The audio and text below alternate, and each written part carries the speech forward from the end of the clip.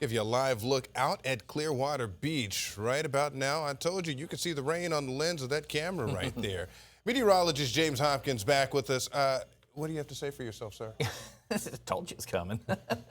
and the good news is you didn't see anybody in the water. Yes. And so Bobby and I, during the streaming show, were tracking it, showed that, kind of ended the show on that, and you saw everyone leaving. Right. And that's the thing, is when you see those storms developing offshore, you know, heed the warning. If you see it and you can hear the thunder, you're in reach of that lightning. So you need to get out, and looks like everybody did. They have been listening. They were, weren't they? I'm so glad. But the rest of the day, actually, we'll probably see a big flood of people going back out to the beach, because once this passes, we'll see a little bit more sun. And today is going to be a little bit more isolated with those thunderstorms and heavy downpours. But we are still going to see some rain as we go throughout the day today. But the good news is we all need the rain, and the rain chances will be increasing. Again, this is something we have been looking at. We've been talking about it since last weekend, and it's the potential for a formation of a low. If that happens, we get a lot more rain. If that doesn't happen, we get a little bit less. But either way you look at it, weather impact alert for the next 4 days. And this is for the potential for some heavy rain to move its way through the area. Again, there's your Clearwater cam.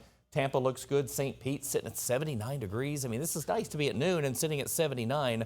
And you can see the shower activity. Saw that big batch move its way through. It's exiting the area. And you can see up along the Nature Coast here down through Clearwater, that thunderstorm is going to push its way down through St. Pete and then move its way possibly across the southern part of the bay and then into Manatee County. So again, you see it is kind of isolated across the area. We still have high pressure in control.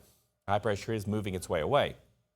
You'll see this trough set up along the East Coast as we go throughout tonight, and then into tomorrow to Saturday, it moves its way across the state. That is where we're going to get some rain. It's that trough where we're watching for the development of a low. So today about 90 to 92, and again, a few afternoon storms possible as we go throughout the day. Your marine forecast, not the best day. Again, isolated, but you'll get storms with some gusting winds, so there is a moderate chop in the bay and seas at about 2 feet with those winds, about 10 to 15 knots.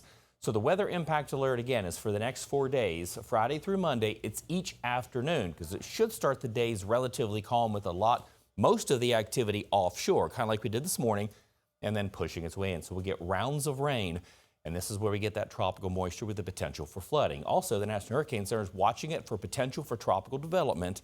And again, like we mentioned, like they mentioned, it's pretty low. It's only a 20% chance, nothing over the next 2 days, but through the weekend into early next week, it's still a very low chance. So let me show you the setup here. There's your high pressure moving its way out.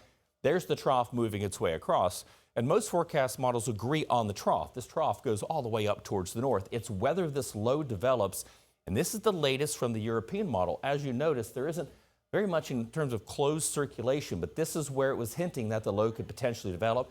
You see some very weak counterclockwise circulation here as we go throughout early Sunday morning. There's your trough. There is that south-southwest flow that's going to bring the rain up into the area. But then, again, this is the European model showing the potential for that low moving up. The trough's still hanging out, and that's still bringing us that moisture in for Monday and then kind of dying down on Tuesday. So here's your futurecast. Here's the rest of the day today. Again, a few scattered showers, a few thunderstorms. And then this is the pattern that's going to set up. Take a look at your Friday morning. Look at all that activity offshore that will gradually push its way in as we go throughout your afternoon and into the evening. Friday evening, it moves its way up towards the north. Again, have that south-southwest flow. And then over the weekend, again, should be a nice, relatively quiet, maybe not completely dry, but quiet start to your Saturday. And then we get that flow out of the south. This is where we're talking about the potential for the training.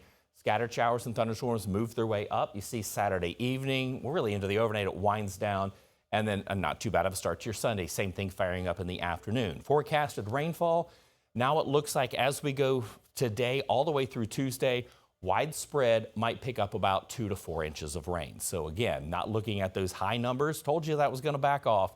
The GFS agrees about 2 to 4 inches of rain widespread. There's your 7-day forecast. Temperatures will be cooling off 89 to 90 through the weekend to start next week with those higher rain chances. Thank you, James. And you know our friends in that weather department stay busy. Our weather team is streaming live for you with those in-depth forecasts. So you can watch them on the free 10 Tampa Bay News app at 4:30 this afternoon. Also tonight, 8 o'clock, more conversation about what's in store.